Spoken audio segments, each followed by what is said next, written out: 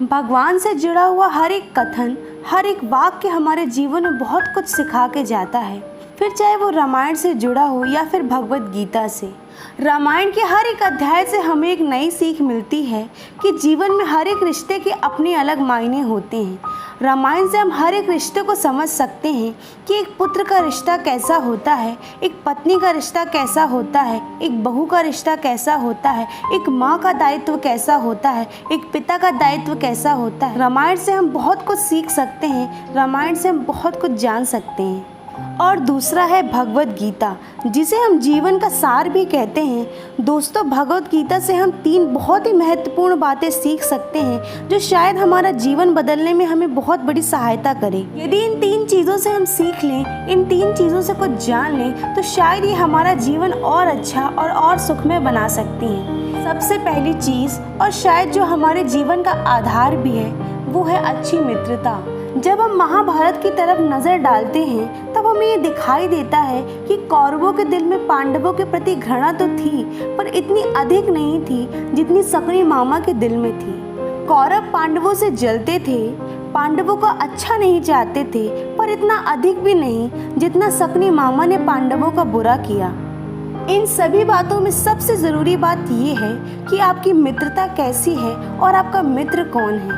यदि आपका मित्र शकुनी मामा की जगह वासुदेव होते तो शायद वो कौरवों को समझाते कि घृणा से अधिक प्रेम में शक्ति होती है।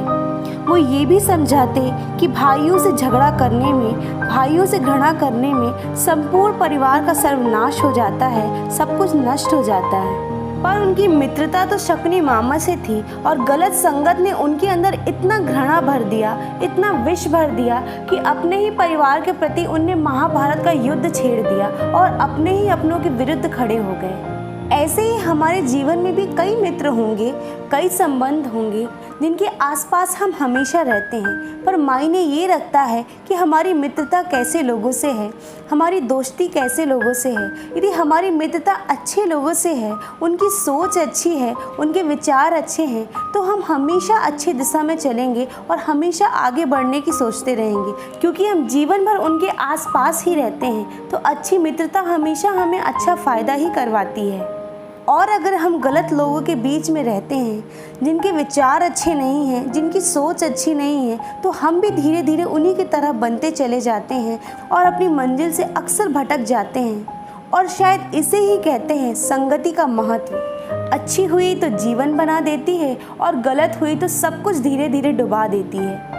अब फैसला आपके हाथ में है कि आप कैसी मित्रता करनी चाहते हैं, शकुनी मामा जैसी या वासुदेव जैसी। दूसरी और सबसे महत्वपूर्ण बात, हमें अपने मुश्किल वक्त से कुछ न कुछ सीख लेते रहना चाहिए। जीवन में आने वाली हर एक मुश्किल, हर एक परेशानी, बुरा वक्त हमें कुछ न कुछ सिखा के जाता है। महाभारत के युद्ध के पहले पांडवों को 13 साल वनवास के लिए जाना पड़ा था। उस लंबे समय में पांडवों ने बहुत सी ऐसी चीज़ें सीखी, बहुत सी मुश्किलों का सामना किया और बहुत कुछ नया सीखा। और अपने बुरे वक्त से मिली हुई सीख को, अपने बुरे वक्त से सीखी हुई चीज़ों को उन्होंने अपने युद्ध में उपयोग किया और वो विजयी हुए, क्योंकि उन्होंने अपने हर एक अच्छे और बुरे वक्त की सीख को संभाल कर रखा और उन पे अमल किया और जीवन में आगे बढ़े। ऐसे ही हमारे जीवन में भी तनाव, मुश्किल, परेशानियां हमेशा आती हैं। इस दुनिया में ऐसा कोई व्यक्ति नहीं है जिसके जीवन में सिर्फ और सिर्फ खुशियां हों या जिसके जीवन में सिर्फ और सिर्फ दुख हो। खुशियां और कठिनाइयां ये दोनों जीवन के आधार हैं, ये दोनों जीवन में आते जाते रहते हैं। यदि हमने अपनी मुश्किलों से कुछ सीखा नहीं, यदि हम अपनी मुश्किलों से घबरा गए, अपनी मुश्किलों से डर गए, तो क्या हम अपना जीवन सही तरीके से जी रहे हैं? किसी ने कहा है कि जीवन में यदि चुनौतियों का सामना नहीं किया तो फिर क्या किया। इसलिए हमें अपने जीवन में आने वाली हर एक मुश्किलों से, हर एक परेशानियों से, हर बुरे वक्त से कुछ न कुछ सीख लेते रहना चाहिए, कुछ न कुछ सीखते रहना चाहिए, क्योंकि दोस्तों हम अपने जीवन को यूं ही नहीं जाने दे सकते। तीसरी और सबसे महत्वपूर्ण बात वो है आवश्यकता से अधिक भावनात्मक होना। भावनाएं हम सबकी होती हैं, भावुक हम सब होते हैं, पर आवश्यकता से अधिक भावनात्मक होना कभी कभी हमारी दुर्बलता बन जाती है, जिसका फ़ायदा अक्सर हर व्यक्ति उठाने की कोशिश करता है।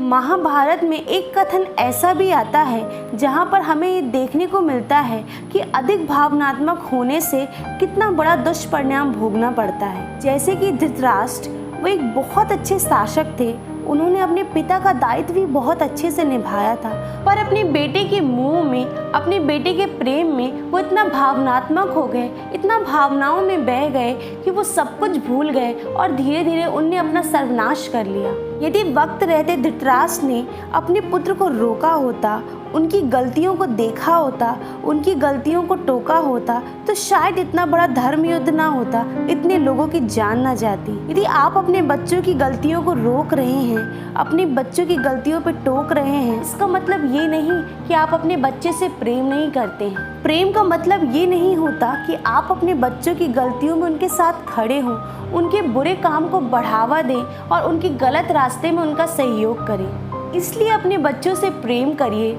अपने बच्चों से भावनात्मक होइए, पर आवश्यकता से अधिक नहीं, क्योंकि आवश्यकता से अधिक भावनात्मक होना, आवश्यकता से अधिक प्रेम करना हमारे लिए हमारी कमजोरी बन जाती है और आगे चलकर हमारे बच्चों के भविष्य के लिए भी हानिकारक होती है।